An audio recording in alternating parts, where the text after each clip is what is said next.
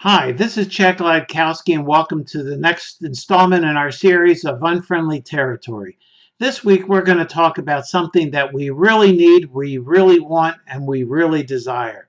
If you really think through and open ourselves up and open yourself up to what is it I really want?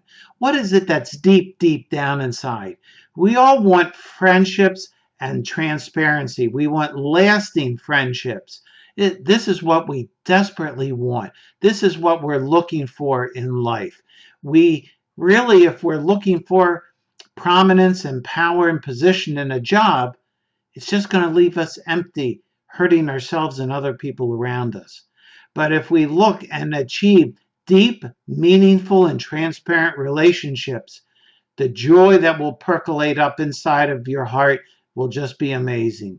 This past week, I had a rare privilege to have dinner with some deep friends. These people I have known, and they have known me since 1970. Now, that's a pretty long time. And they have known me. We've known each other through all of the moves, the ups, the downs, the joys, the sorrows, the rejoicing, the crying. And it takes about 33 seconds from the time I sit down with them to my guard is down and their guard is down. And they can tell me things about themselves, what they're thinking, their feelings. And I know that I can do the same.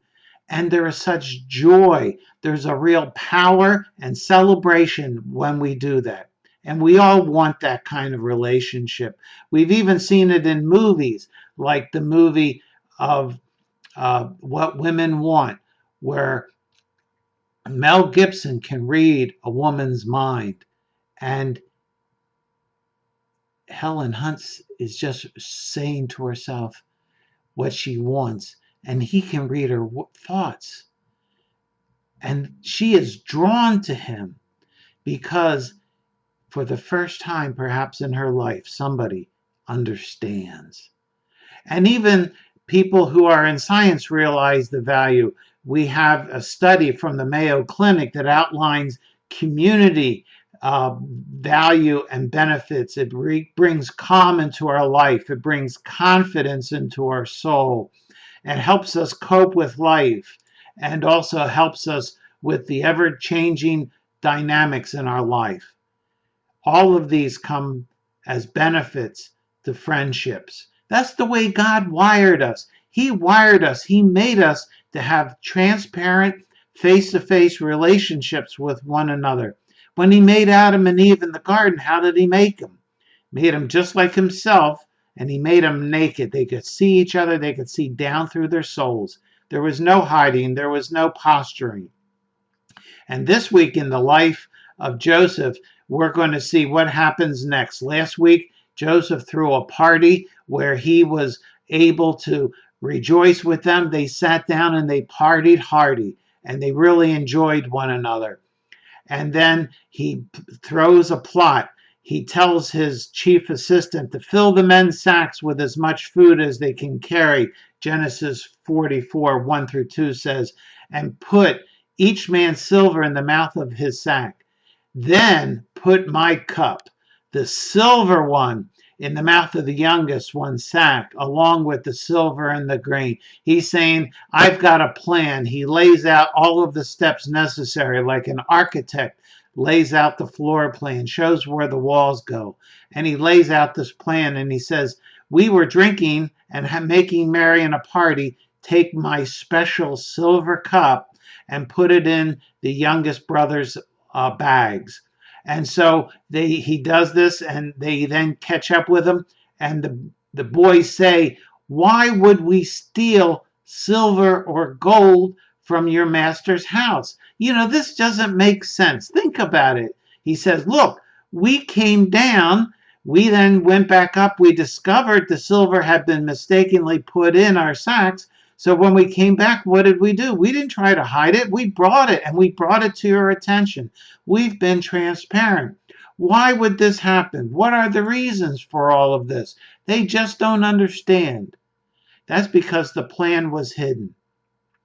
And they say, if any of your servants is found to have it, that's the silver cup, he will die, and the rest of us will become the Lord's servants. They are just really confident. They know what's going to happen. They say, nobody here is that stupid to do that. We feel really confident. We feel really comfortable that no one's going to be found out. And the servant says, very well then, let it be as you say. Whoever is found to have it will be my slave. The rest of you will be free from blame. You see, the boys threw it out there way far. They said, oh, well, if it's there, he can die and we'll be your slaves. And the servant says, nah, we're going to reel it back in a little bit. And he will be my slave. And the rest of you guys can go. It's okay. And they start unpacking everybody's suitcases, and they search the animals, going from the oldest to the youngest. And they get to Benjamin, and that when they see it, they tore their clothes. And they loaded their donkeys and returned to the city. They tear their clothes. This is a deep symbol of just their total feeling of failure. They say, our lives are worthless. We have nothing to hide, nothing to bring.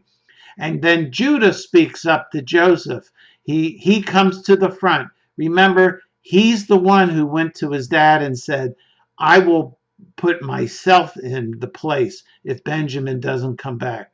Judah shows this leadership, not just in the family, but as in faith. And he says, now, if it please your servant, let your servant remain here as my Lord's slave in place of the boy, and let the boy return to his brothers. How can I go back to my father if the boy is not with me? No, do not let me see the misery that would come on my father. Genesis 44:33 and 34 says, what humility. He says, I will take the place. I will take the blame. Let the boy go. Why have a boy where you can have a full man? And you see, he offers a life-saving sacrifice. All forgiveness, all restoration requires a sacrifice. When you and I forgive someone, that's a sacrifice. When you give up your life as an adult, when you have a child and you put your life on hold for 15 or 20 years, that's a life-giving sacrifice. And he did that. He said to Joseph, I will take the place of the boy. And Joseph could no longer control himself before all his attendants, and he cried out, have everyone leave my presence. So there was no one with Joseph when he made himself known to his brothers. These are just amazing words. He says, he just cries out. And this is so huge. This is so unusual because he was a man of prominence. He was a man of power. He was a man of position. He was way up there in the government. And men didn't show their emotions. And he cries out. He cries out so loud. And he wept so loudly that the Egyptians heard him. And Pharaoh's household heard all about it. He just didn't cry quietly. He screamed it out loud. He wasn't trying to hide anything anymore. He was saying, I am going to give it out. And this took place over time. It wasn't just one cry. The sundial moved. It was a long time. He was crying out. It was continuous action. And eventually he says to his brothers, I am Joseph. Is my father still living? But his brothers were not able to answer him because they were terrified in his presence. Can you imagine this guy who hadn't been talking to them except through an interpreter, all of a sudden dismisses everybody. He then turns to them, starts speaking their language, and tells them that he is Joseph. He speaks to them directly, and they are terrified. They are anxious. They are just so upset. They don't know which way to turn. Then Joseph said to his brothers in Genesis 45:4, come close to me. When they had done so, he said, I am your brother, Joseph, the one you sold into slavery. Now the cat is really out of the bag. Not only does he know the name, but he knows the secret that had been hidden all those years, the guilt and shame that they had been carrying around for their entire adult lives, for a decision that they made in the past, and they're still carrying it around. And Joseph says, I am going to lance that boil. I'm going to cut out that tumor. And he says three things. He says, first of all, come to me. Come up close and personal. There's going to be nothing between us. And he says, secondly, I am Joseph. And how does he prove it? Well, part of it, I think, is that he's coming close. Maybe when he got thrown down in the pit, maybe he got hurt. Maybe there was a scar. Maybe he showed them the scar. Maybe as they came closer, they could see. They could see into his eyes. They could see it really was him. And thirdly, he says, let's talk about the relationship, the thing that you did. You are my brothers. You are the ones who threw me in the pit. You are the ones who tore off my robe. You are the ones who sold me into slavery. You are the ones who ignored me. But he doesn't do it in a way to accuse them. He says, God sent me ahead of you to preserve for you a remnant on earth and to save your lives from great deliverance. Did you hear that? He just doesn't say God did it. He puts in a very important word. He says, but. You can line up all the evidence you want. He says, you can have all of the guilt. You can have all of the shame. You can remember everything you did or everything you didn't do. And Joseph says, but God. He opens himself up to say, all of that thing, all of the things you did, and all of the things that happened to me after that.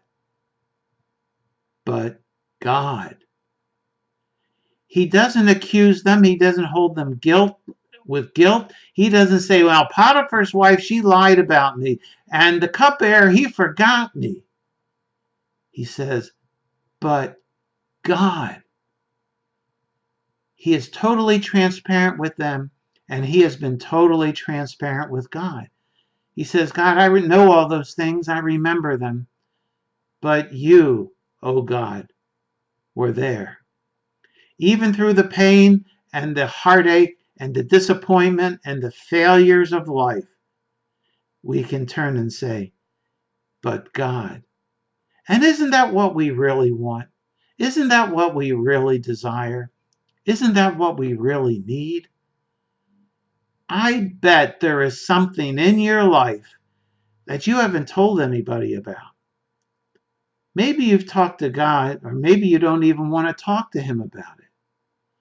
There is great, great freedom and release and joy and power when we tell God about it. But there's also something special about when we tell another person. We can tell God and he doesn't look back on us physically. And we know that he accepts us. But there's something special when we look into someone else and say, I did this, or you did this, and this is between us. Isn't it time we break it down? Isn't it time we say, but God? There are things in my life that I'm not very proud of. There are things in my life I was outright ashamed of. But when in a group of people who I thought loved me and cared for me, when I took a risk and I said, I got to tell you guys something, and I opened myself up to them to say, this is what has happened to me. This is what I have done. This is what somebody did to me. There is release, there is relief, and there is a resurrection of power within us. I just sense God's power overwhelming me. Corrie ten Boom tells a story. She had been locked up in a prison, in a death camp, and she was scheduled to be executed. But through a clerical error, humanly speaking, a clerical error, she was let go. She then went all through Europe. She spoke about God's love and forgiveness. And boy, did Europe need it after World War II. And in one meeting, she was in front and she was greeting people afterwards, and she saw this face in the crowd. They were making their way forward, and she said to herself, "No, not them," because she remembered it was one of the guards at the prison who had abused her and her sister and so many other people, and eventually worked their way up forward. And with head bowed down, they said to Corrie, "I have become a follower of Jesus, and I am in desperate need to ask you to forgive me." And there was part of Corrie's heart that said, "I'm going to get you. I'm going to announce to everybody what you are and what you did." But she knew she had been forgiven too. So in the power of the resurrection of Jesus Christ, she reached out her hand, took theirs, shook it, looked them in the eye and says, "God has forgiven you, and I forgive you too." She says it was as if a bolt of lightning went up her arm, and she felt the release of weight of holding the grudge. It's there for the asking. It's there for the taking. Will we be transparent with God and with one another? Will you pray with me? Our Father and our God, I thank you that your love for us is great, and you created transparency so that we could enjoy you forever. And in Jesus we can. And we can even have transparency and love with one another. In Jesus' name, amen. God bless and bye-bye.